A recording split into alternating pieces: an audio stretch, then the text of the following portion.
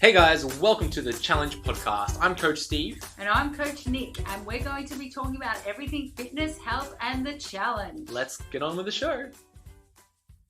What's up guys, Coach Steve here, and welcome back to another episode of the Challenge Weekly Show. Today I'm joined with our co-host, Coach Nick. Nick, how are we doing today? I'm really well, thanks, Coach Steve. How are you? I'm well, and this is a good week, Nick. This is an exciting week because not only has the October Challenge started this week, today is episode number 88 of the Challenge Weekly Show. And in some cultures, 8 is a lucky number, and we've got 2 8s today. We've got double the luck for the start of the challenge. How exciting, Nick? That is so good. So good. 88 is feeling great. 88 is feeling great. Now, Nick, I'm sure you're feeling great because you maybe have wrapped up your season of bodybuilding shows. Is that correct? I have, but now I'm addicted, Coach Steve. And so I'm going to do season A next year. Season A. So, okay, hold on. So is the plan to do season B? You're going to transition into some Ironman work and then season A next year in April. Is that right? Yes. Yeah. Well, late March, I think it's late March, early April. So I'm just going to switch for a bit, but it's fine because you can easily run and stuff like that when you're pretty lean. So I don't really need to worry so much about that. That's a bit of fun. And then, I've got a few goals to do. So it's a very exciting time in my existence. In your existence. Well, look, I hope that you are taking on board the advice that you give us about goals, in that, writing them down, creating something like a vision board or some sort of stage progression to meet those goals, right? Yes. if the first step is wrapping up this season B, second step is completing Ironman or Ironmen or half Ironman. I'm not sure what events you're doing, and then season A next year. Give us a loose time frame. How are you going to set yourself up for that? Okay, so in the next couple of weeks, I've just got to make sure. This is not very organized. Just got to make sure that I can run and ride the distance. So I've got to also make sure that my bike is all good to go. So that's just all the technical stuff. But then in terms of the goals, it's probably easier if I just read out a little bit of my goals. So I've actually just spoken about my why for each thing. So that helps me to be clear. And then another thing that I've done is worked out my top 5 life values, because that actually then aligns with my goals. So I'll just quickly tell you my 5 life values. Health and fitness is number 1, and then passion. So that must be because I'm Italian, but see, like, passion means that I can kind of get involved in all sorts of projects. And then family, although obviously that can change. Obviously they can go higher in the priorities. And then love, which is so nice. And then authenticity. So all of those things have to align for me to be able to chase my goals. So that's really good, because I go, okay, is it authentic? Does it feel good for me? Does it feel genuine?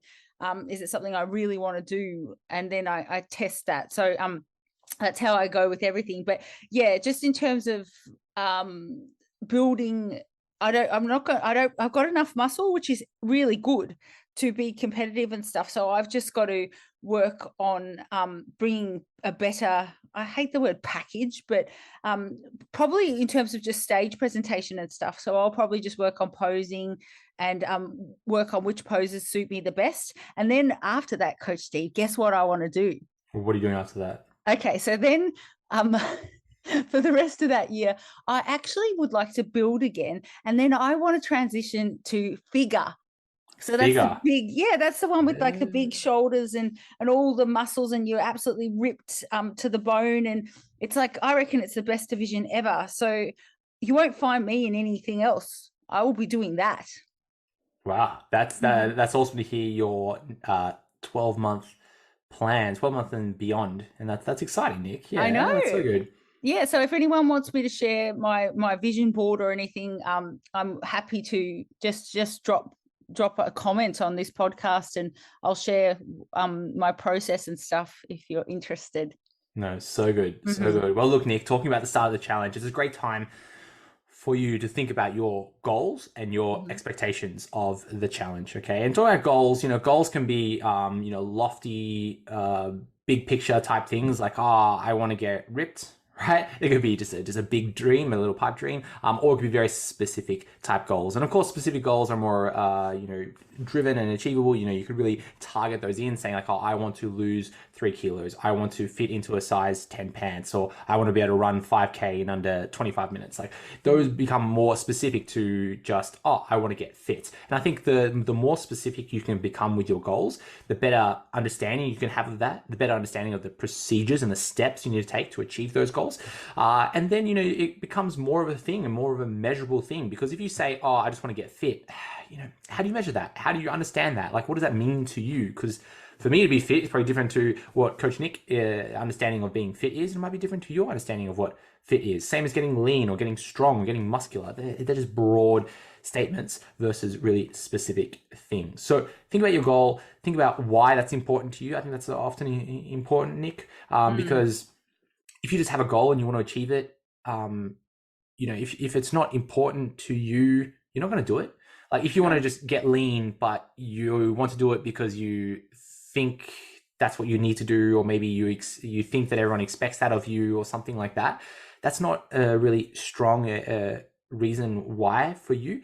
But if it aligns with your values, like you want to be authentic like Coach Nick, or you want to spend time with your family and love your family, and you need to be fit and healthy for that, okay, that becomes a higher priority because it aligns with your values, right? So these are really important steps to consider right now, and it might just take a minute to reflect and think, or it might take a few hours of reflecting and thinking to get a good understanding of what you actually want.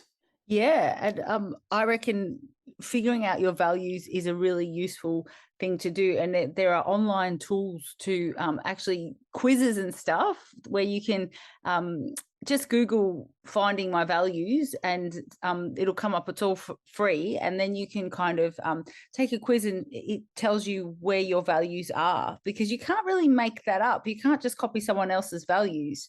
And they change sometimes. Like sometimes family becomes, say for you, Coach Steve, family would be the top priority for you at the moment, because of all the things that are happening with you, with your new baby and stuff. And then that might change as as your kids get older. You might be able to then reprioritize your powerlifting competitions and stuff. So that might go to the top. Your health and fitness, although that's always something that's a huge priority for you, but family will probably come first over the next few weeks. Oh yeah, especially the next few weeks. Yeah. It's like how long until your next little gorgeous addition is due? Well, we're expecting the second boy early November, so around week 1, week 2 of November. However, my partner has been complaining more and more about the Braxton Hicks, the cramps, the pelvic pain, low back pain, and it's very similar to the experience she had when my first boy George was about to arrive. So we don't know if we're going to get a little bit of a surprise, maybe an early baby, but we'll find out one day at a time, Nick. That's my motto lately: one day at a time. One day at a time. I agree with you 100%. And I am here to take over so you can have a lovely little non-stressful break with your two little ones and Laura. Yeah, it's gonna be a wild ride. We can't wait to hear all about it. But look, Nick, let's talk about expectations real quick, because I think that's an integral part to your fitness journey, your journey through life, and your experience with the M Challenge. And it can relate to lots of things, right? We can relate the expectations and what we're about to talk about to Nick, your experience with bodybuilding, your experiencing with Ironman shortly, then your experience with Season B and Figure in 2023, my experience with powerlifting, or my experience with having children or expecting another one shortly. But expectations. So firstly, it's important to think about the expectations you have on yourself, okay? Relating it to the challenge. So thinking about your expectations, do you expect to, wake up every morning at 4 a.m. or 5 a.m. or 2 a.m. or whatever time it is? Do you expect yourself to wake up at that time every single day? Do you expect to train, 4 days a week like the challenge prescribes, or 7 days a week? Or do you expect to be able to do 20,000 steps a day? Or, do you expect to do all your meal prep on time and all these things? Like, what expectations do you have of yourself, right? And this is important to think about what you expect of yourself, okay? Once you've taken a moment to think about the expectations of yourself, think about the expectations of the people around you. I'm talking your friends, your family, maybe your roommates or your colleagues, right? The people that you spend time with. What expectations do you have of them throughout your journey? You know, do you expect your partner to come to the gym with you in the morning? Do you expect, you know, your husband or your wife or your friend to do the meal prep for you, to cook all the food for you? You know, do you expect your parents to come and wake you up in the morning so that you can go to the gym and things like that? You know, what do you expect of the people around you, right? And then finally, it's important to think about what you expect from us, you know, myself, Coach Nick, the M Challenge team, the M Challenge format, you know, our app, our competition. Like, what expectations do you have of that? You know, do you have an expectation that we will give you certain types of advice? Like if you ask us, oh, I'm thinking about going keto, is that a good idea? And we say, hey, probably not. Does that not meet your expectations? You know, does the app not meet your expectations? Do you expect our app to have certain features, like maybe it causes your arm to come and, it causes little arms to grow out of your phone to spot you while you're doing a bench press? The app can't do that. You know, do you Imagine if you invented that. Right. Or do you expect the app to come and do your meal prep for you? Or do you expect the app to, measure your body fat percentage or things like that? You know, what expectations do you have of the M Challenge app, right? Once you've thought about your expectations of yourself, the people around you, and then of the challenge, it's important to think about what you're going to do if your expectations aren't met. Okay, so let's say you do have a cookie through the challenge and you expected yourself not to have a cookie. You have a cookie, right? As soon as your expectations aren't met, that is when you're likely to give up on the challenge. That's when you're likely to throw in the towel and, you know, that's it, game over. What happens if you don't wake up at 4 a.m. and you expected yourself to do that every day? What happens if you expected your partner to, want to come for a walk with you every morning? Like Nick, maybe you go with your mum every morning for a walk. You know, what happens if, your partner or your mum or your family member, your friend doesn't want to do that? Do you throw in the towel? That's it. No walking for me. I'm done. And it's a great time now to think about these things, because what happens in week 2 or week 4 or week 6 when your expectations aren't met? What are you going to do? Are you going to give up? Or is there things you could do now that you can plan for future events where your expectations aren't met, so that you can keep moving towards your goal, your reason why, and your values? Definitely. I think one of the key things is to never let anything get in the way of what you want to do. So just for example, say that there's not a food on the app that you specifically want, rather than going, well, that's it, my journey's over. Perhaps have a think about how to tackle that emotionally. Right. Yeah. That's a good little segue. The little thing I want to explain around the nutrition side of things on the M Challenge app. Okay. So the nutrition that we offer in the M Challenge app is a prescription. It's a prescription of a nutrition plan. Okay. So our M Challenge app provides you a nutrition plan, or another way to say it, a meal plan that's very similar to previous versions of the Max and the Maxine Challenge, where we provided you with a spreadsheet with a meal plan or a nutrition plan, or a PDF with a spreadsheet or with a nutrition plan or a meal plan. So the app works the same way. It provides you with a meal plan. We do have features where you can swap certain food items out, and that was mainly designed for those people who would often reach out to us and say, Steve or Nick or Challenge, I don't like tomatoes. What could I have instead? Okay, so we did the math for you and say, okay, well, instead of tomatoes, you could easily swap tomatoes out for carrots. Bang, swap, done. Okay. Steve, I don't like to eat fish. What could I have instead? Okay, well, you can, here's a little feature, here's a little drop down box on our spreadsheet, or, you can just swipe and you could easily swap out fish for beef. Okay. So we were designing a meal plan or a nutrition plan where you can make these small features, small swaps, so that you can design a nutrition plan that is more in line with your preferences. Now, many challenges do not make any changes at all. They simply just follow the nutrition plan.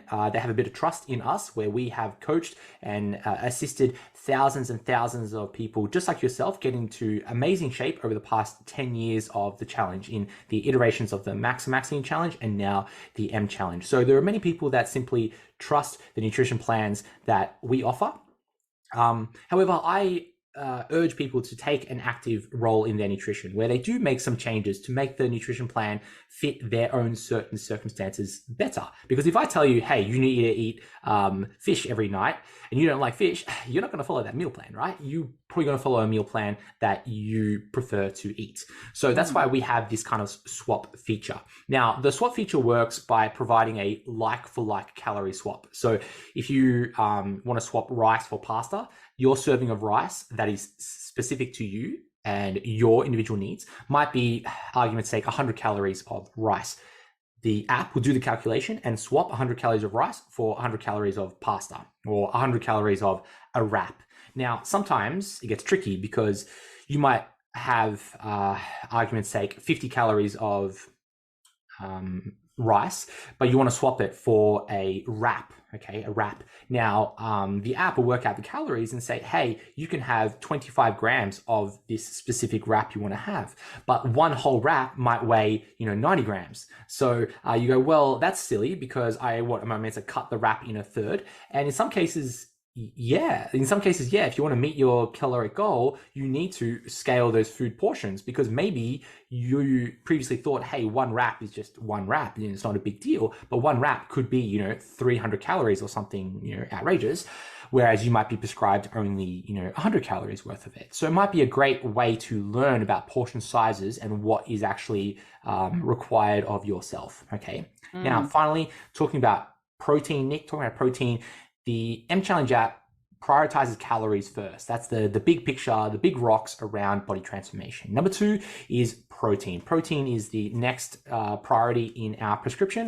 And then when it comes to carbs and fats, it doesn't matter what your ratio is for carbs and fats when it comes to body transformation goals. Okay, so calories number 1, protein number 2, carbs and fats, probably down the line at like 6 or 7, as in, how important they really are. Okay.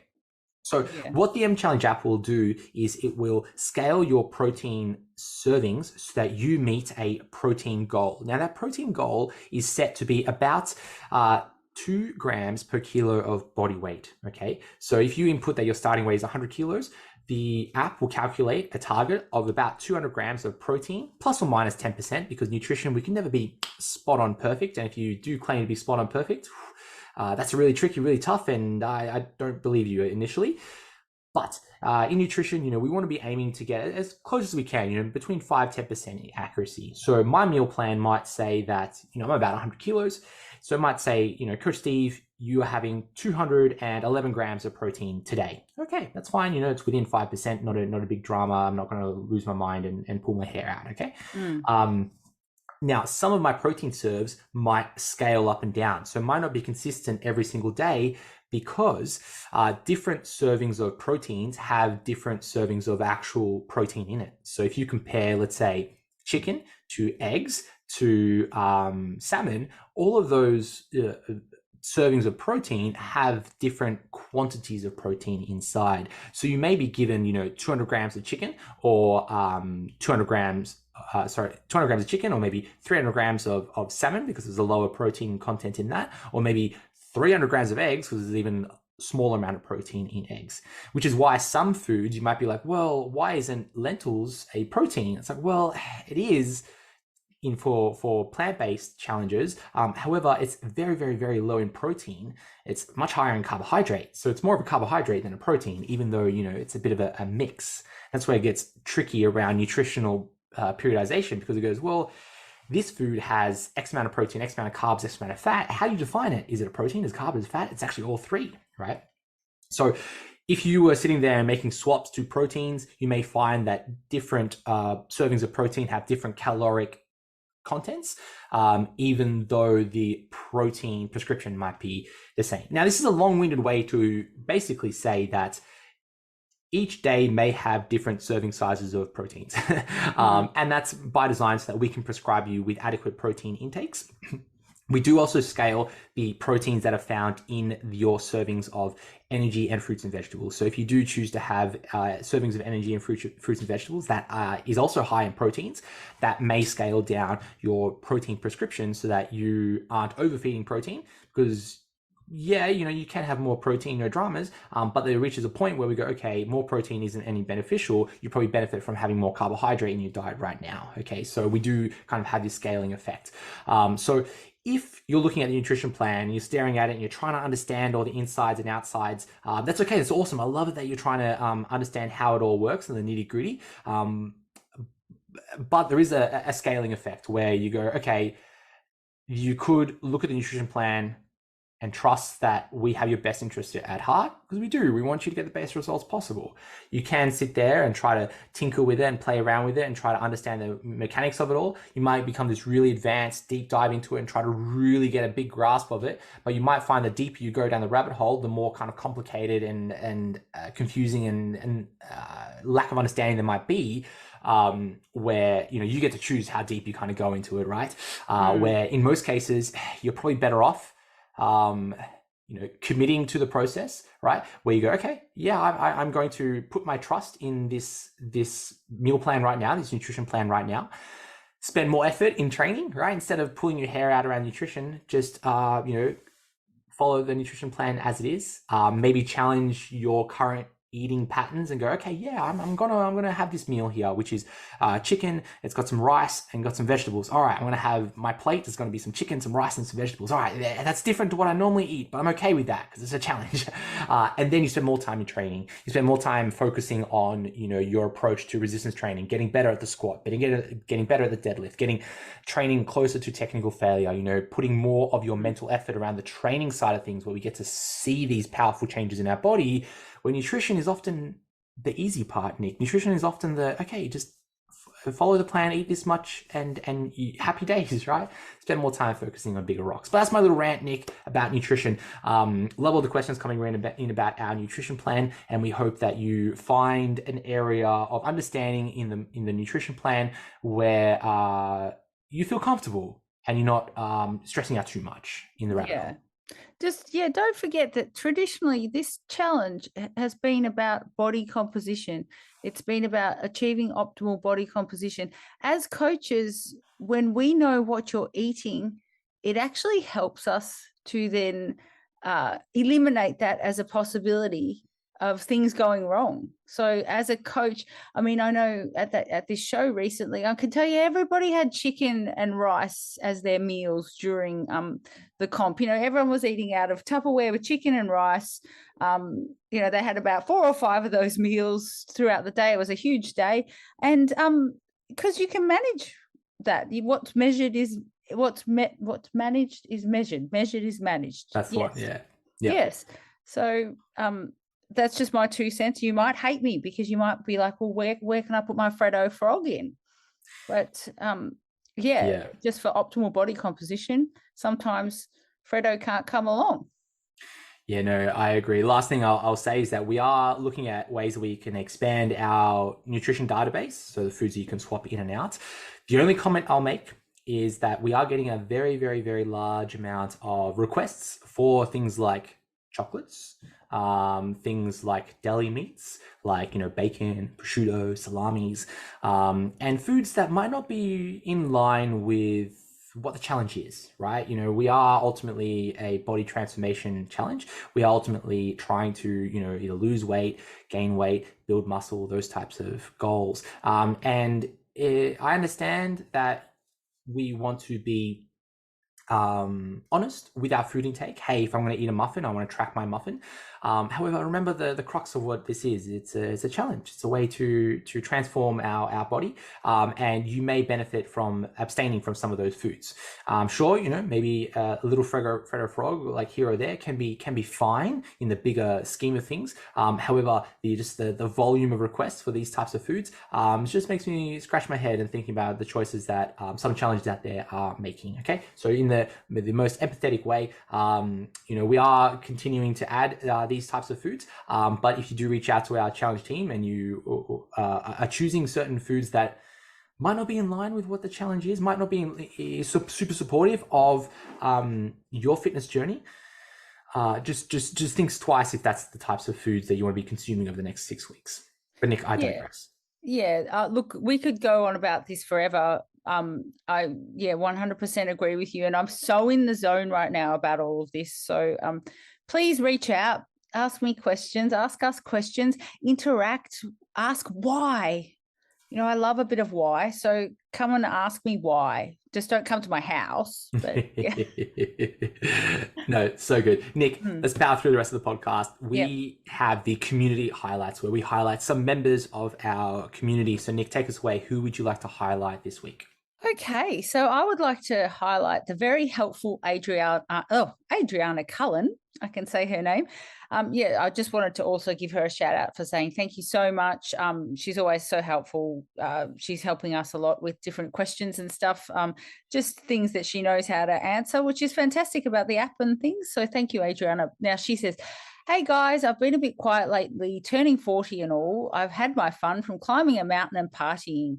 Now is the time to refocus again. So that's nice how she's able to balance that.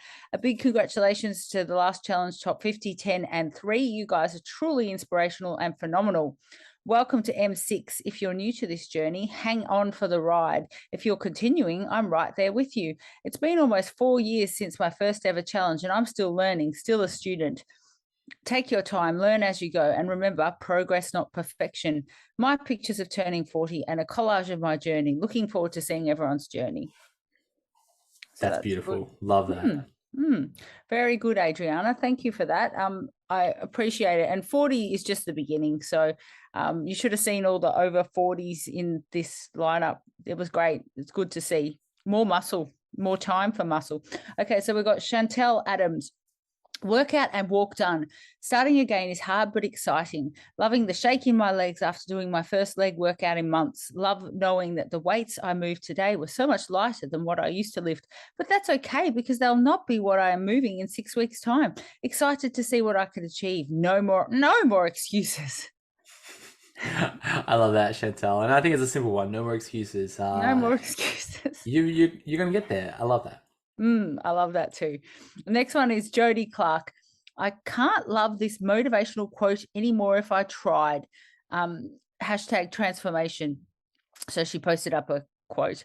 I love turning up every day and taking myself on this journey. Slow and steady changes. For me, it's lifelong, not just 12 weeks. 45 years of age, mum of 3 teenage girls aged 18, 17 and 14. And I'm truly feeling the best I have in years. M Challenge for me is a way of life and I love feeling strong. Bring on the next 6 weeks. Yeah, I love that. Short, sweet, and yeah, that's a challenging position. 3 teenage girls, 18, 17, and 14. All the teens, but 45 years young. Go, Jodie. You've beaten me. I've only got 2 kids, so yeah, you win. Well done. No, beautiful. Nick, I want to highlight a few people this week. First one goes out to Margie Tolcher. Margie writes, I've taken a few steps forward and a lot of steps back. It's now time to pick myself up and move forward. I've been back in the gym for a week now, and I'm happy. And I'm so happy I have my motivation back, even if I feel dead after today's training. I love this, short and sweet. I just want to highlight Margie this week to say welcome back, right? You know, life has its setbacks. You know, we might take a few steps forward, a couple of steps back, and that's okay. Focus on the now, one day at a time. And, you know, this is where you are. So keep training hard, eat well, and we're excited to see what you can do. Absolutely. Next one goes out to Zach Kalafatis. Nick? Could be, what's the one from The Hangover? Kalafatis? No, I think Kalafatis. Yep. Not Zalafranakis or whatever. No, not Zach Galifianakis. No. Zach. Zach writes. Kalafatis. Yes, Zach writes, first workout done and dusted for the M Challenge. Now begins the journey to a change of lifestyle and myself. Good luck to everyone. You've got this. Short and sweet from Zach. I love it. Congrats on your first workout, and we're excited to see what you can do. Absolutely. And the final one here, Nick, goes out to Embo Dennis. And Embo writes, today is the first day of prep I've managed to fit in, and it was spent cleaning up the home gym. Feeling nervous but excited at the prospect of getting strong again. Good luck, everyone. I like this again, short, sweet, to the point, and I think that's often the first step of preparing is, modifying your environment, and that could be cleaning your house, cleaning your gym, changing your setup, and modifying your environment so that you can actually do this damn thing. So congratulations to Embo. Congratulations, Embo. Well done. So good. So look, guys, in the Challenge Weekly show, we highlight community members who make posts throughout our social medias. So sometimes they're on Facebook, sometimes they're on Instagram, sometimes they're on the forum. So if you are having a win, if you want to just share your journey, post about it online. We might be able to see it and you might be highlighted in the community highlight. Perfect.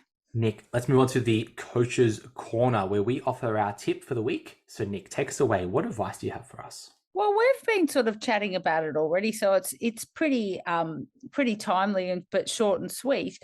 Now, the way to structure your meals, if you think about it, which is exactly how we do it in our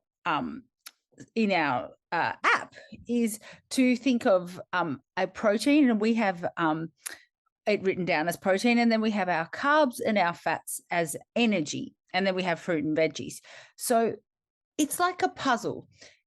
You can even think of it as a recipe. Traditionally, obviously, recipes have millions of ingredients and you pop them together, and it might be that you're used to doing that, and the simplicity of just picking a few ingredients and popping them together might seem like it's not a meal. But my definition of a meal is really the building blocks. So I always make sure that I've got one of each in different quantities according to whatever my needs are.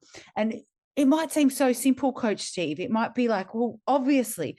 But if you're brand new to this, it isn't simple. You know, it might be a revelation. I remember, I'll just tell you a quick story. My friend Chrissy, she was the one that taught me many years ago. This was probably now 16 years ago, about this. I was just intuitively eating reasonably healthy food, like shredded chicken and blueberries from the supermarket after gym workout. But I didn't really know much about what it all was. And she came to me with so her trainer had given her protein, carbs and fats just written down, P, C, F, and she said this is this and this is this, and she's a Greek woman, so she loves her cooking and all her very extravagant foods, and she was just explaining to me about the building blocks.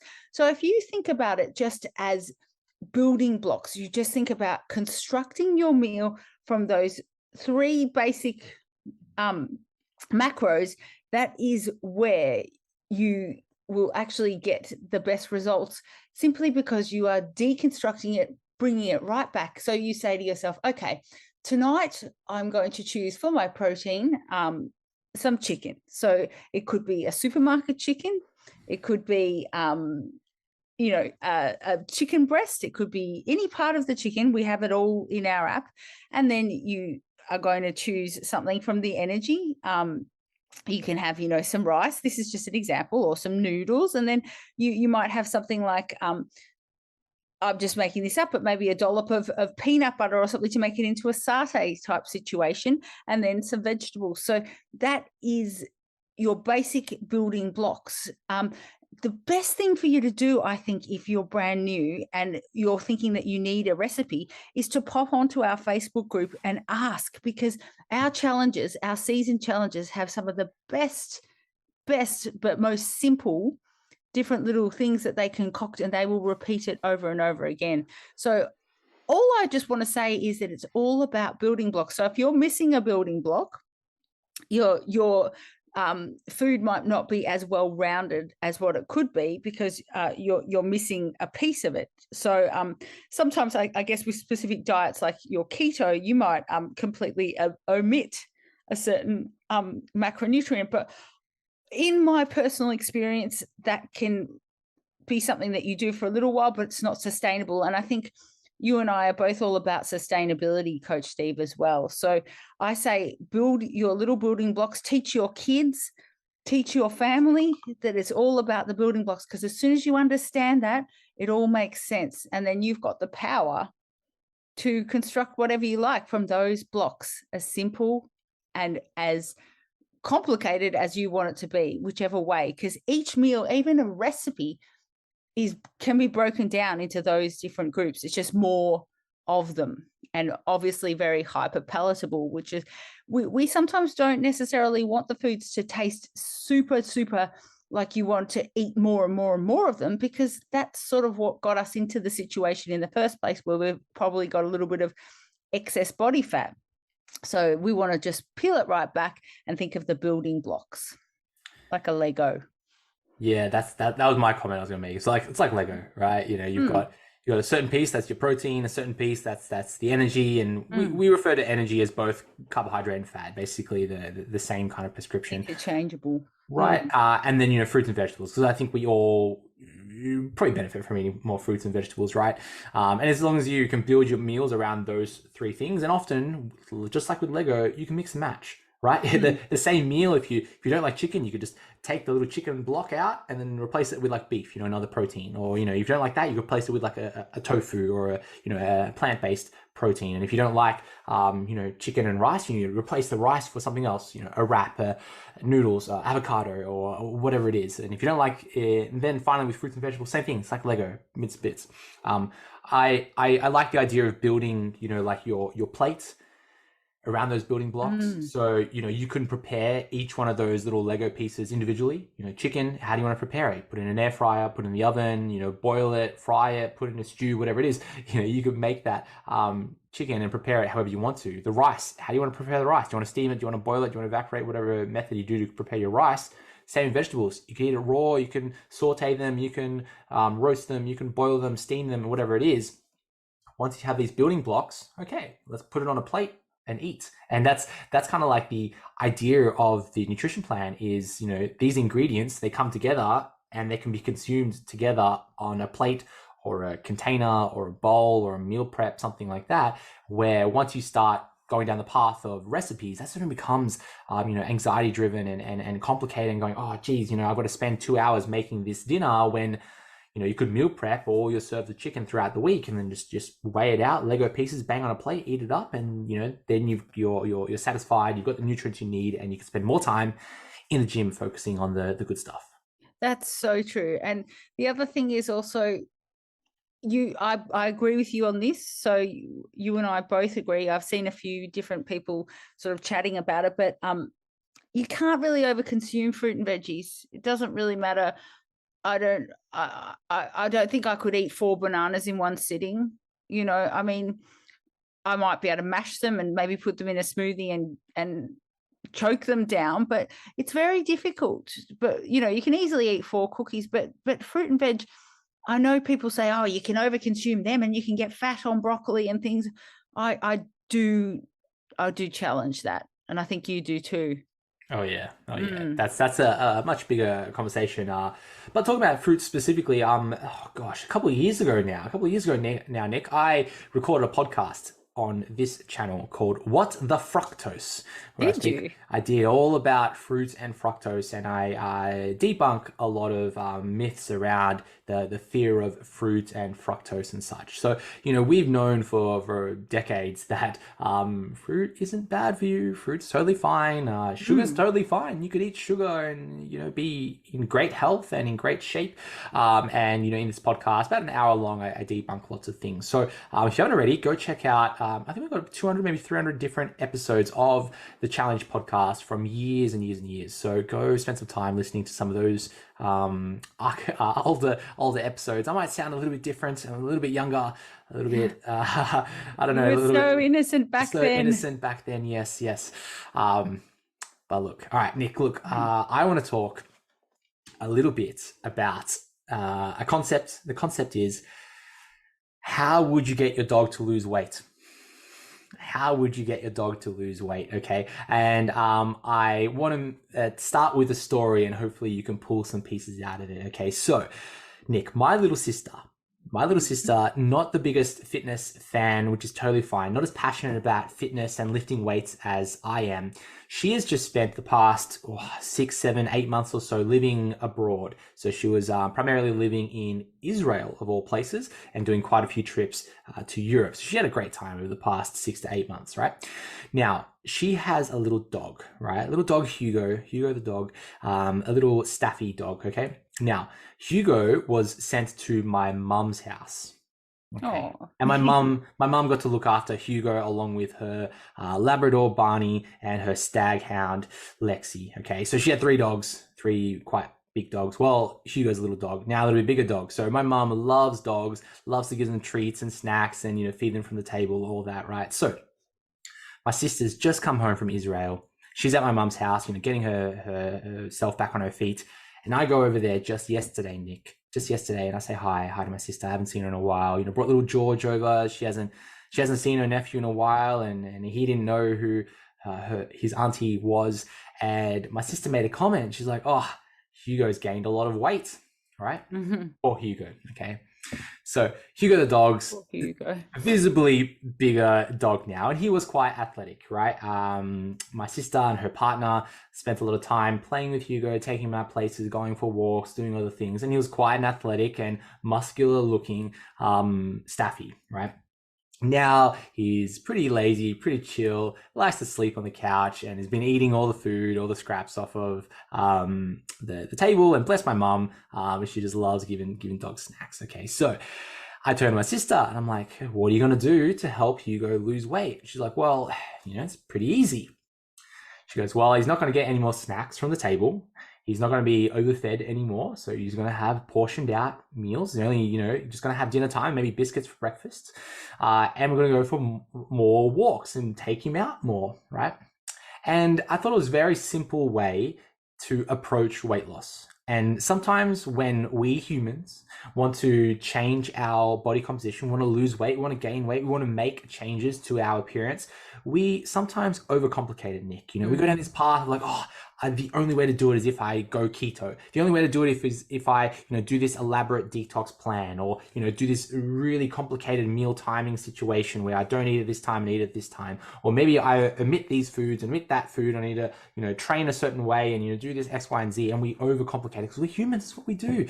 But when we look at our dependents like pets, like if you have a dog, what would you do if you were trying to get your dog to lose weight? Okay, just like my sister is right now with her dog. You would restrict the food intake slightly. Instead of eating snacks all the time or eating highly caloric foods like poor Hugo, lucky Hugo was eating, I think my mum was cooking him dinner every night and, eating the same foods as she was eating, the dog was living its best life at my mum's house. But what would you do? All right, take away some of those highly palatable, highly caloric foods, take away the chocolate or the sweets, take away the snacks, restrict our food intake slightly, then increase our energy expenditure, go for more walks, be more physically active, get out of the house. At the moment, Hugo loved, sleeping on the couch, and he got into a nice, comfortable space where he didn't need to move. He was living his best life. But now my sister's going to come on, strict parent that she is, you're looking after the dog, getting him moving more. So think about your transformation journey, how you would help your dog to lose weight. I'm not saying be cautious, all right?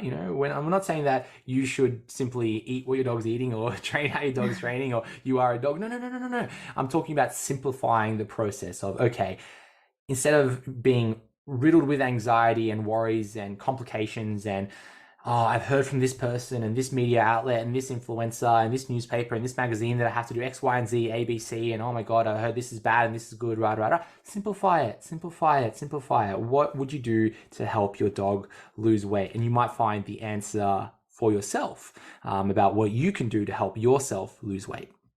Yeah, I love it. That's so good. It seems like the theme today is about keeping it simple. And that's so important to remember. Don't get too carried away. And there's no real optimal amount of things that you can be doing or not doing. I mean, if you can move on a bike or you can move walking, it's all good. You're going to be okay.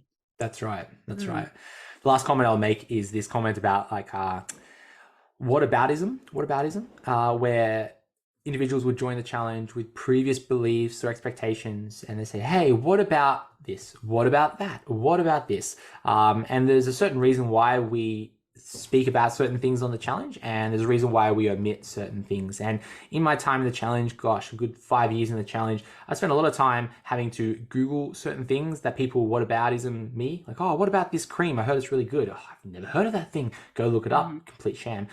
So if you're coming into the challenge thinking, oh, what about this? What about that? What about that? That's cool. That's great. That's awesome. But often we categorize sometimes in this area of noise, just extra noise that might not be adding to the process.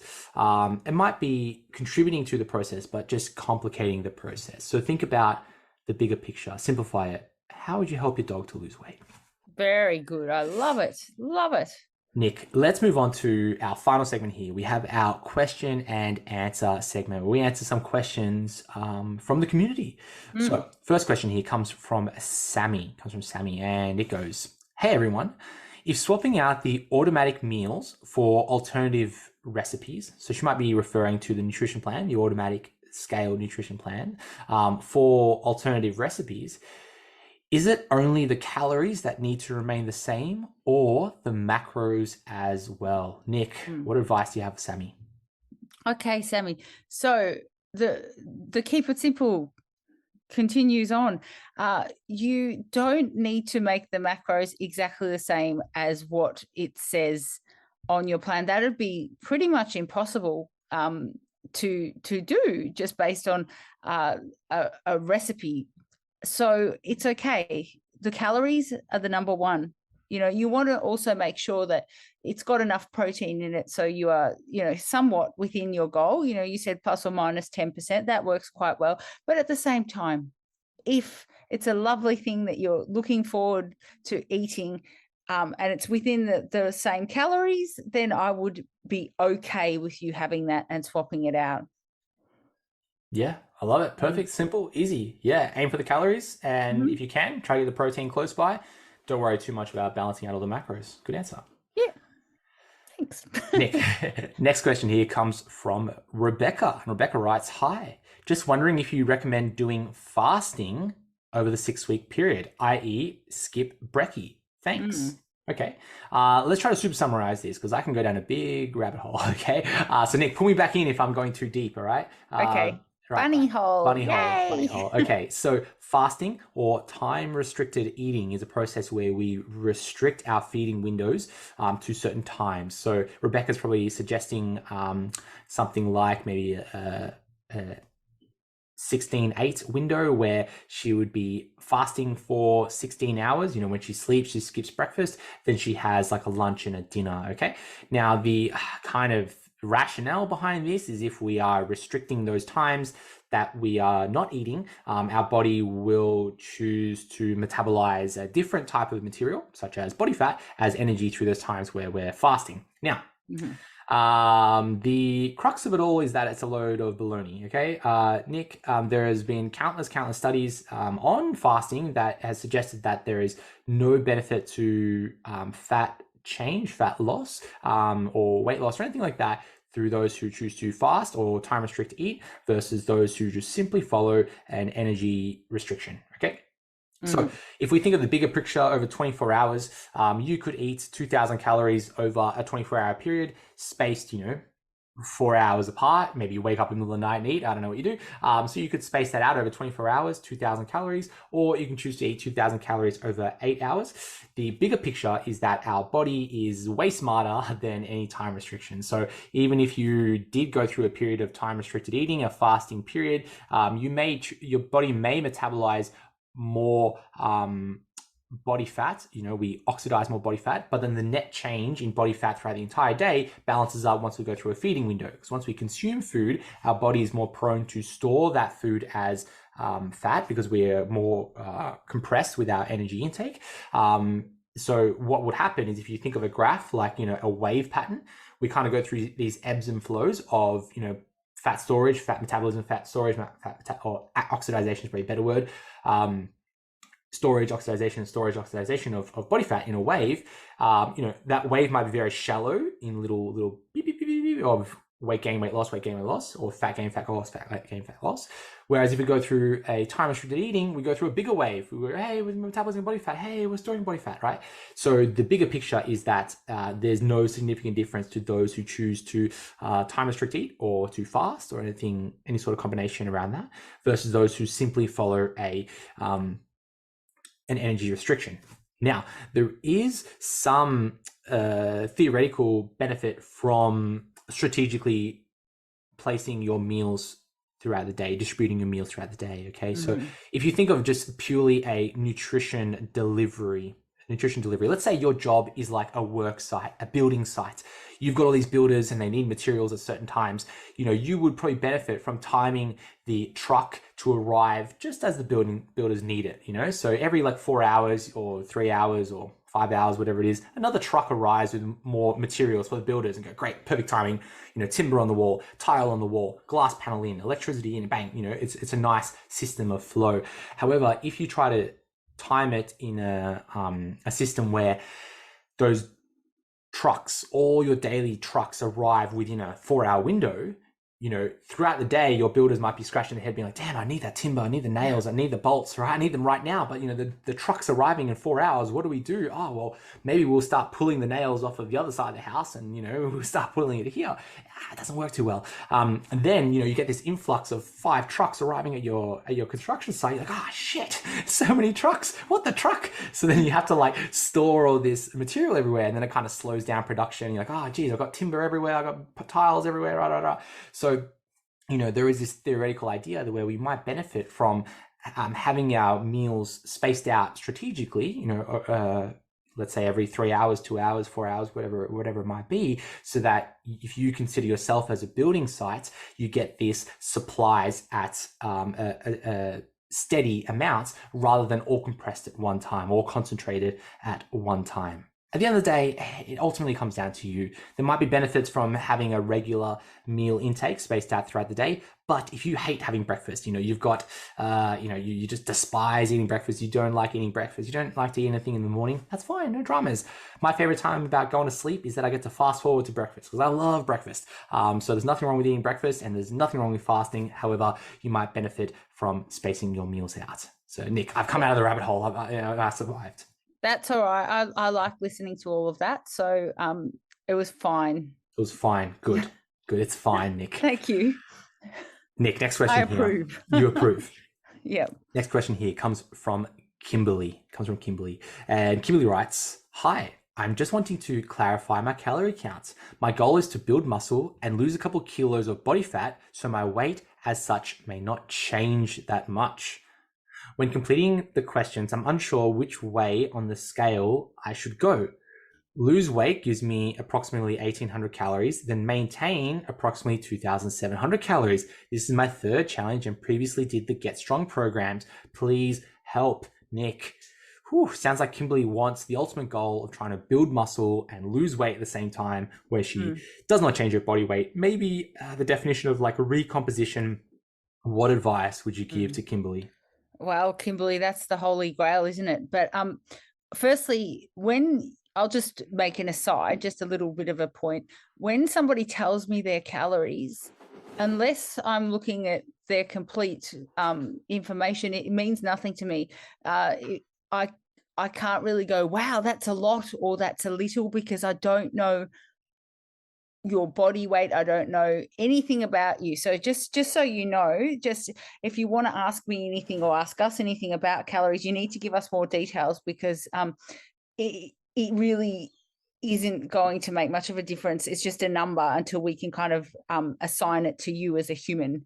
But yeah, that's just an aside. You agree, don't you, Coach Steve? Oh yeah. They're meaningless and out of context. Yeah, because people go, oh, it's too low or too high, but not that Kimberly did not do that. So anyway, Kimberly, you are not new to training. You've completed a few challenges. I'm guessing that you've done other things in your life as well. So because you're not new, that holy grail of losing body fat and gaining muscle is probably not going to happen for you as quickly as you would like. That's maintenance town, and I don't think that you want to live there for the 6 weeks of the challenge. So my favorite thing to advise somebody like this is to decide which goal you'd like to concentrate on first. And because it's 6 weeks, you can really hone in on that goal. So if you'd like to concentrate on losing that couple of kilos, if it indeed is only a couple, like literally 2 kilos, you probably do it quicker than the 6 weeks, and then you might be able to flip it and go the other way. So it just depends on how much body weight you want to lose. But yeah, I think that for me, I think it's really important that at some point you do go through a phase where you reveal what muscle you think is there, because we all think that we've got much more muscle than what we do. We reveal it, and then we can go, okay, what areas do I need to concentrate on? I mean, that's from a pure bodybuilding perspective, but we are talking about gaining muscle and losing body fat, so that is bodybuilding.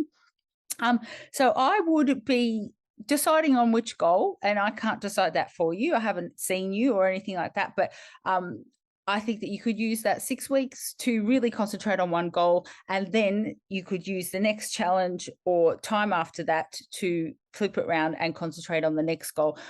Personally, I think it's good to try and lose that body fat first, but it depends how much you've got and where you're actually sitting. So yeah, it's your choice. You can build or lose, but pick one. Don't sit on the fence. There's no point in sitting on the fence. Commit to one or the other. And yeah, the training, like we've spoken a lot about nutrition and things like that, but the training is going to be the same either way. It's just, I mean, you may not have as much energy if you're in a deficit, but the whole idea is to either build muscle or preserve muscle. So we want to be hitting those weights, and you know that is pretty much what you can do. And I know that Kimberly will make the choice that feels appropriate for her. Yeah, it's really good advice. I just want to give another analogy about this because I love this kind of analogy. It's often when we want to try to build muscle and lose body fat at the same time, it's kind of like trying to learn 2 languages at the same time, right? It's kind of like, let's say, Nick, you know, are you fluent in Italian or Yes. yeah, okay. So let's say, Nick, you're fluent in Italian. Let's say you want to try to learn a similar... no, I was going to say something like Spanish, right? Oh, okay, Very yes. similar, like salada, salida, like very similar words. All right, so you're trying to learn, let's say, Spanish, but then you're also trying to learn, let's say, Mandarin or Japanese or something like that. You know, 2 very different things.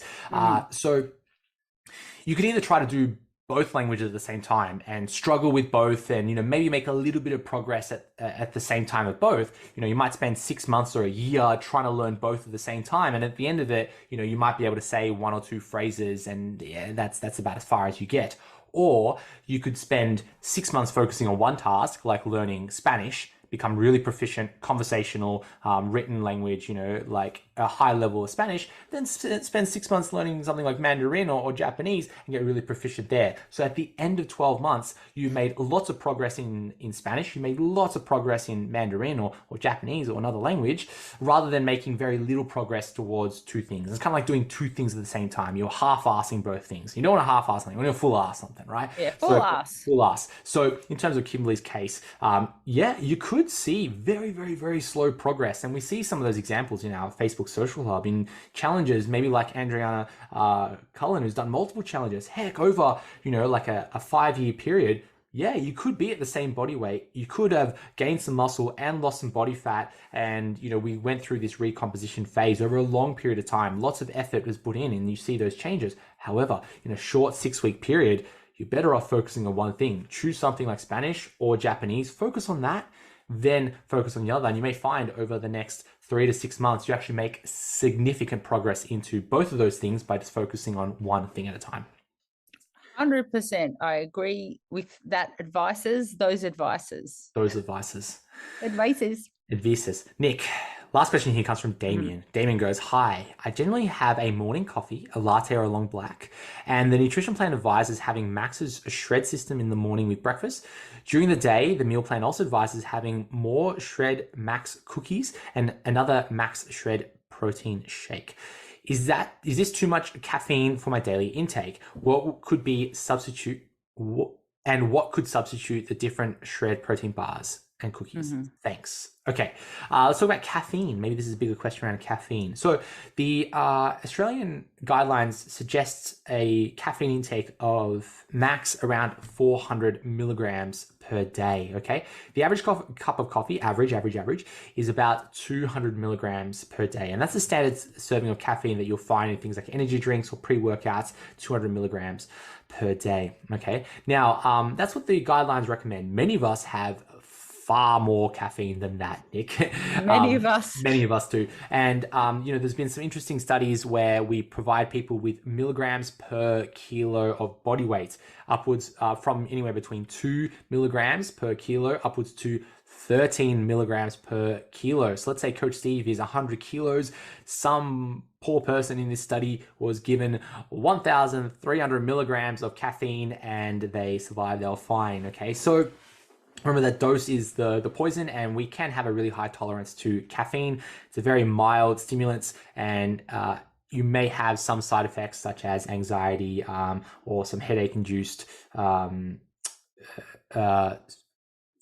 drug-induced headaches is the word it's called, where caffeine technically is a drug and it can induce some headaches. Okay, so we should pay attention to how much caffeine we consume, because caffeine can very easily mask limiting factors to our transformation. So if you have too much caffeine and that is masking, let's say, poor quality sleep, so you don't know that you're having shitty sleep because you just guzzle down 1,000 milligrams a day of caffeine, that could be a long-term problem, because you go, hey, I think everything's fine because I feel good throughout the day, because you just buzzed off stimulants all day, and then you may have really poor quality sleep, which is the limiting factor in your transformation. So it's worth paying attention to how much caffeine you consume.